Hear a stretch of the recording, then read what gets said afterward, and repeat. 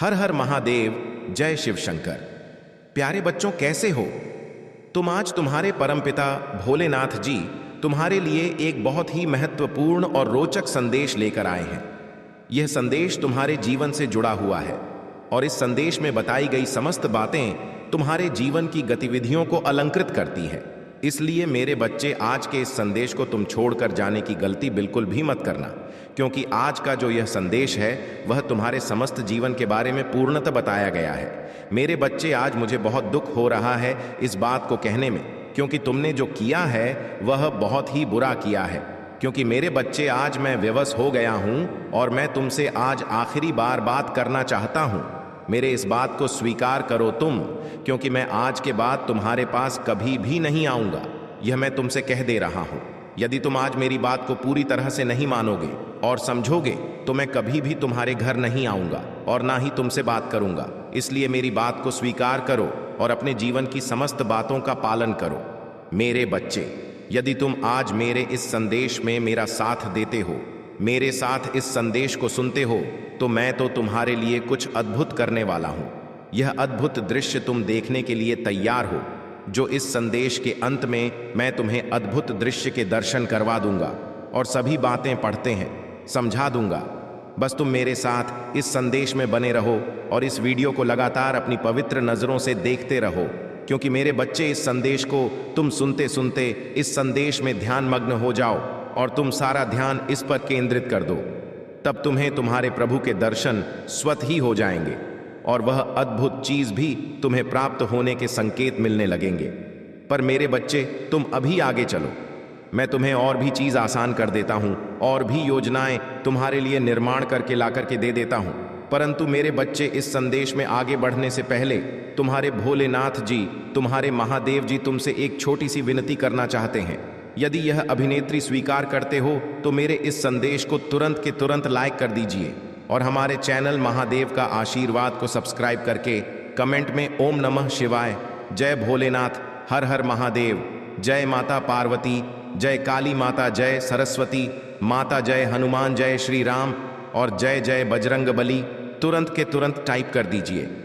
जितनी जल्दी तुम मेरे इन सभी दिव्य स्वरूप नाम को टाइप करोगे, उतनी जल्दी मेरी कृपा तुम्हारे घर की ओर प्रस्थान करेगी और तुम्हारे घर में एक उजाला उत्पन्न कर देगी, एक ऐसा उजाला जो कभी बुझने वाला नहीं है।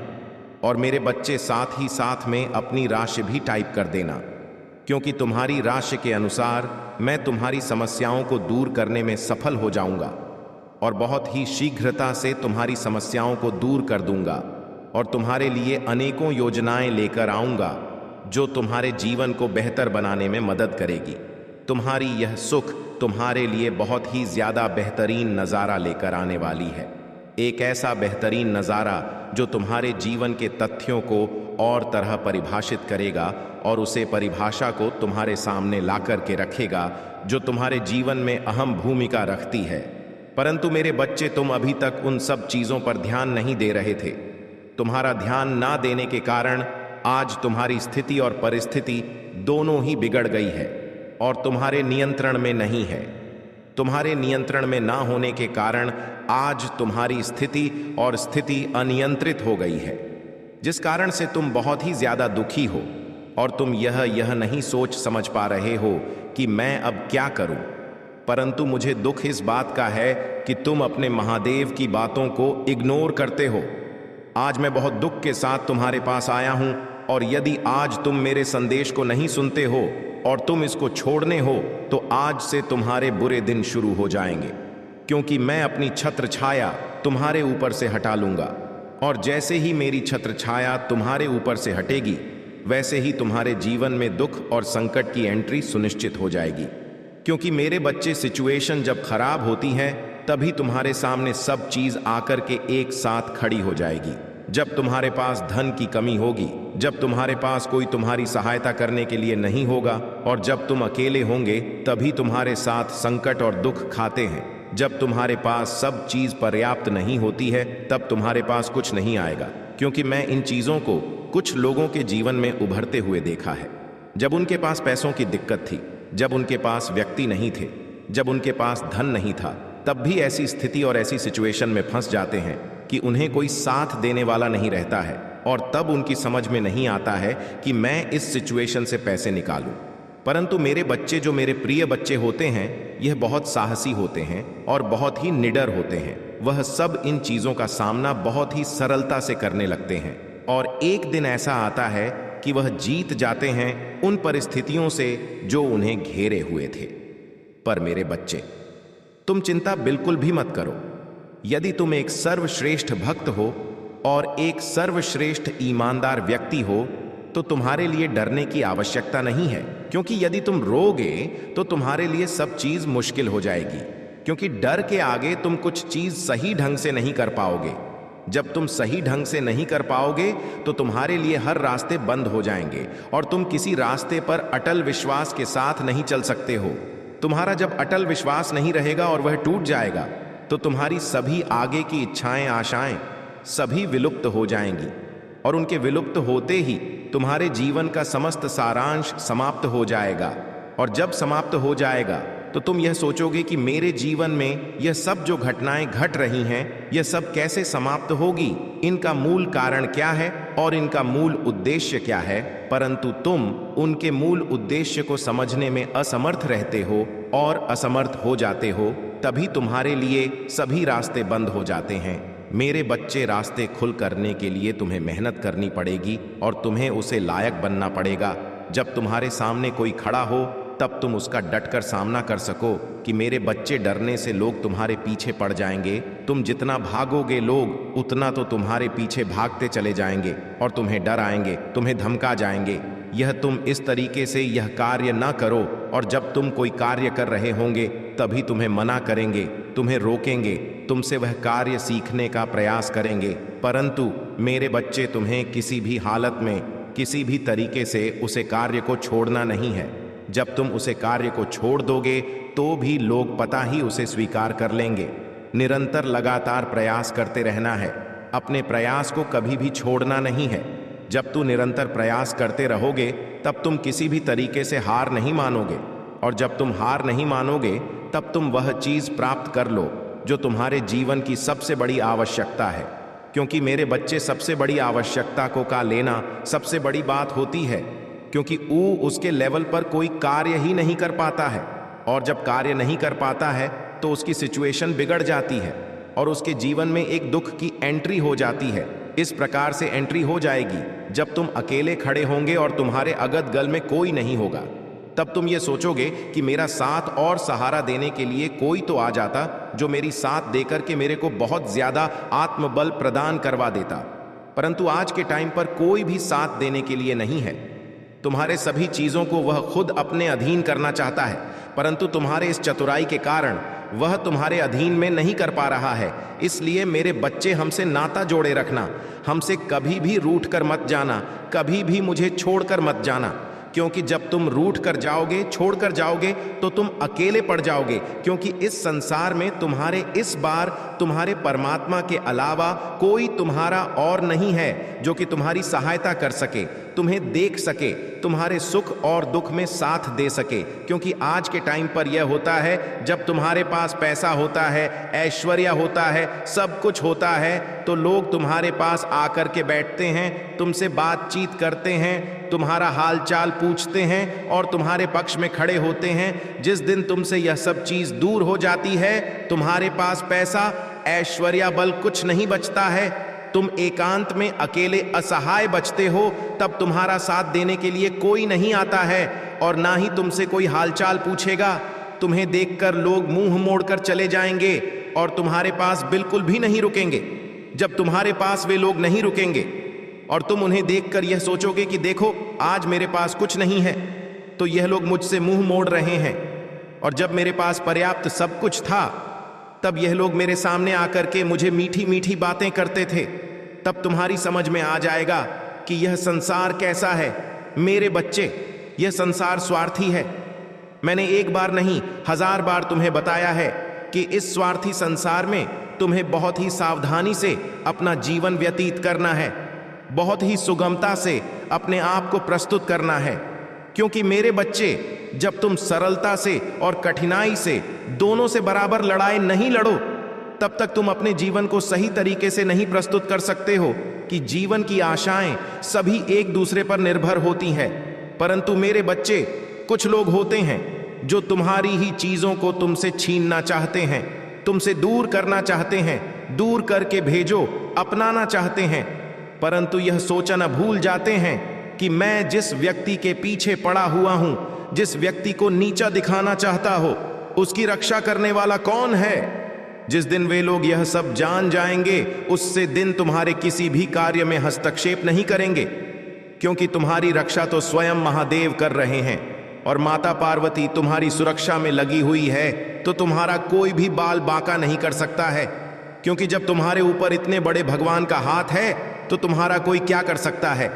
बस तुम्हें लीडर होकर अपने कार्यों पर ध्यान देना है, अपनी सिचुएशन को अपने अनुसार चलना है, कभी किसी का बुरा नहीं करना है और ना ही गलत रास्ते पर जाना है। बस तुम यदि इतना कर ले गए तो तुम्हारे लिए बेहतर हो जाएगा और तुम्हारे जीवन में जो समस्याएं हैं वह भी तुमसे दूर हो जाएंगी। लोग तुमसे आकर के मिलेंगे, तुम्हारे पास पैसा होगा, रुपया होगा, धन होगा, ऐश्वर्य होगा, बल होगा, दुनिया की हर वह चीज होगी जो तुम्हें आवश्यकता है। परंतु मेरे बच्चे, कभी कभी तुम मुझे निराश कर देते हो और मैं तुम्हारी इन आदतों से बहुत ही ज्यादा निराश हो जाता हूं, क्योंकि तुम मेरे बिना बताए उन कार्यों को चुन लेते हो जो तुम्हारे लिए बेहतर नहीं होते हैं। आज तुम्हारी बर्बादी का कारण यही है कि मैं होते हुए भी तुमने मुझसे पूछा नहीं और ऐसे ऐसे कार्य कर दिए कि तुम्हारा उसमें बहुत सारा नुकसान हो गया। और जब नुकसान हो जाता है तब तुम मेरे पास आकर के हाथ जोड़कर बैठते हो कि हे प्रभु, मेरा इतना नुकसान हो गया है और इस नुकसान की भरपाई कैसे होगी। तब मैं तुम्हें क्या देख सकता हूं जब तुमने अपना सब कुछ बिगाड़ लिया होता है। अगर यदि तुम इससे पहले मुझसे पूछ लेते जो कार्य तुम करने जा रहे थे, तो शायद तुम्हारा इतना नुकसान ना होता और तुम्हारा सब कुछ बच जाता। तुम जब मेरी बात नहीं मानते हो, इसमें मेरा अपमान होता है कि मेरे होते हुए तुम्हें इतनी दुखों का सामना करना पड़ता है। तो मेरे बच्चे, कभी भी अब तुम कोई भी कार्य करो तो मुझसे पूछो, मुझसे सलाह लो, मेरे दरबार में आकर के बैठो और अपने मन को एकाग्र करो, हाथ जोड़कर आंख मूंद कर यह चिंतन करो कि मैं इस कार्य को कैसे करूं।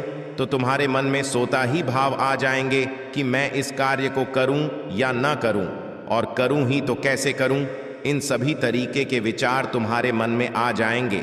बस तुम्हें इतना सा ही कार्य करना है, परंतु तुम इतना भी नहीं कर सकते हो। जब तुम इतना नहीं कर सकते हो तो बताओ मैं तुम्हारे लिए क्या कर सकता हूं, क्योंकि सीखने से व्यक्ति को नहीं सीख मिलती है और मैं जो सीख दे रहा हूं उसे तुम स्वीकार नहीं कर रहे हो।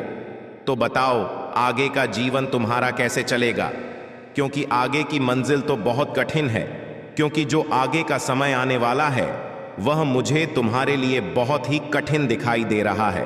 परंतु यदि तुम अपने महादेव जी की बात को मन कर चलोगे तो वह समय भी तुम्हारा आसान हो जाएगा और सरल हो जाएगा, क्योंकि वह तो मुझ पर निर्भर है कि मैं उसे समय को किस प्रकार से परिवर्तित कर दूं। यदि तुम मेरी बताया द्वारा मार्ग पर चलोगे तो तुम्हारा समय अवश्य ही परिवर्तित हो जाएगा। मेरे बच्चे, परिवर्तन तो अपने जीवन में सभी जाना चाहते हैं, परंतु परिवर्तन का मूल कारण नहीं जानते हैं कि किस कारण से यह परिवर्तन होगा और किस तरीके से होगा। मेरे बच्चे, यदि तुम अपने जीवन में परिवर्तन लेकर के आ गए तो तुम्हारा जीवन बहुत ही सुनहरा हो जाएगा, क्योंकि आज के समय पर लोग परिवर्तन की बजाय अभिव्यक्ति के तरीके से अभिवादन स्वरूप जीवन का यापन करते हैं। इसीलिए मेरे बच्चे, उनके जीवन में परिवर्तन नहीं हो पाता है। यदि तुम अपने जीवन में परिवर्तन नहीं लगे तो तुम्हारा जीवन सुचारू रूप से चल नहीं पाएगा, और जब चल नहीं पाएगा तो तुम्हारे जीवन की आवश्यकता है पूर्ण नहीं हो पाएंगे। मेरे बच्चे, हर किसी की आवश्यकता है तो प्रबल होती है, वह इतनी प्रबल होती है कि कभी पूर्ण ही नहीं होती है। उसके लिए चाहे जितना कार्य कर लो, चाहे जितनी मेहनत कर लो, परंतु उन्हें तुम पूर्ण नहीं कर सकते हो। यह तो मैं बहुत से लोगों के जीवन में देखा है और उसे देख करके मैंने यह तुम्हारे सामने ला करके प्रस्तुत किया कि है बालक, तुम अब अधिक इच्छाएं अपने मन में मत रखो। तुम्हारी जो इच्छा होगी वह तुम्हारा समय के अनुसार पूर्ण होती चली जाएगी, और तुम्हारे जो मत की इच्छा है वह किसी से प्रकट मत करो। जब तुम प्रकट करते हो तभी तुम्हारे जीवन में संकट आ जाते हैं, क्योंकि इच्छाओं के साथ साथ संकट भी साथ में होते हैं। जब तुम अपनी इच्छा पूर्ति के लिए प्रयास कर रहे होते तब तुम्हारे जीवन में मुसीबतें भी तुम्हारे साथ साथ एंट्री कर रही होती हैं, और उनके एंट्री होते ही तुम्हारा सब कुछ तहस नहस हो जाता है। जब तुम्हारा सब कुछ तहसन हस हो जाता है, तुम्हारा शत्रु तो बस इसी समय के प्रतीक्षा करते हैं कि तुम्हारे जीवन में कोई ऐसी प्रलय आ जाए जिस कारण से तुम बर्बादी के उसे मुकाम पर चले जाओ जहां पर तुम्हारा सर्वस्व विनाश हो जाए, क्योंकि तुम्हारा विनाश की तलाश में बहुत दिनों से तुम्हारे विपक्ष के लोग लगे हुए हैं। वे तो यह चाहते हैं कि तुम्हारा किसी ना किसी तरीके से यह जो किया गया कार्य है, बनाई गई दौलत है, वह सब अर्थ हो जाए, परंतु तुम्हारी बर्बादी का नज़ारा देखने के लिए उन्हें बहुत समय के प्रतीक्षा करनी होगी, क्योंकि जब तक तुम्हारे प्रभु भोलेनाथ जी तुम्हारे साथ हैं और उनका आशीर्वाद तुम्हारे साथ है, तब तक तुम्हारा कोई भी कुछ नहीं बिगाड़ सकता है। बस तुम्हें मेरे अनुसार मेरे साथ साथ चलना है। जब तक तुम मेरे साथ साथ चलोगे तब तक तुम्हारे पीछे कोई भी नहीं आने का प्रयास करेगा, क्योंकि जो भी आएगा वह मेरे द्वारा पीड़ित किया जाएगा और दंडित किया जाएगा। क्योंकि मैं यह बिल्कुल भी बर्दाश्त नहीं कर सकता हूं कि कोई मेरे भक्त को आकर के परेशान करे, उसे इस प्रकार का कठोर से कठोर दंड दे कि मैं उसे देखता रहूं। ऐसा तो कभी हो ही नहीं सकता है। इसीलिए मैं उसके जीवन में ऐसी एंट्री कर दूंगा कि वह जीवन उसका बर्बाद हो जाएगा। वह यह सोचेगा कि मैं उसके साथ यह गलत कार्य किया है, इसीलिए आज मुझे उसका परिणाम देखने को मिल रहा है। यदि मैं उसके साथ यह गलत कार्य और गलत व्यवहार न करता तो आज मेरी स्थिति ऐसी न होती।